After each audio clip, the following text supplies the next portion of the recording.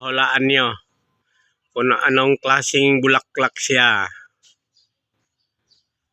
Dalian nyo paghula. Oh, ayan. Oh, kahoy siya yung puno niya yan ang puno. Yun na lang isali yung tingin, comment yung mga dahon ng saging na natuyo na. Yung bulaklak lang. Ayan.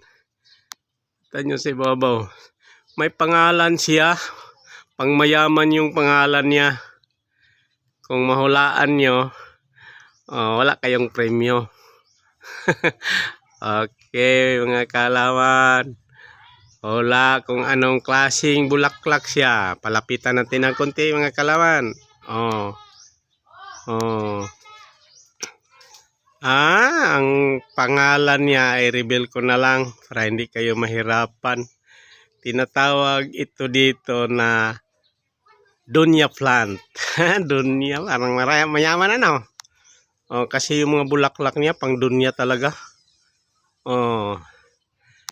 Dalawang puno ito dito, dalawang puno. Ito ay kulay pink. Yung isa naman ay ang kulay, dunya pa rin ito. Dunya plant. Tingnan niyo ang kulay sa isa. Yan. Parang hindi mayaman yung mga forma ng mga bulaklak. Yung pangalan lang niya ang mayaman. Dunya pa rin siya pero iba ang kulay. Yan. Dalawang puno. Yang dunya plant.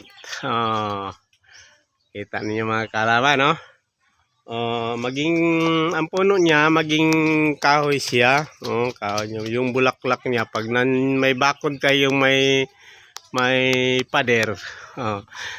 Ganda siya ilagay sa kanto. Kasi mamukadkad yung mga bulaklak niya. Dito sa aming probinsya, parang damo na lang. Kasi yung may-ari ng bahay. Tingnan niyo mga kahalaman, ha. Palapitan natin yung mga bulaklak niya. Ito yon. Sobrang lapit ano.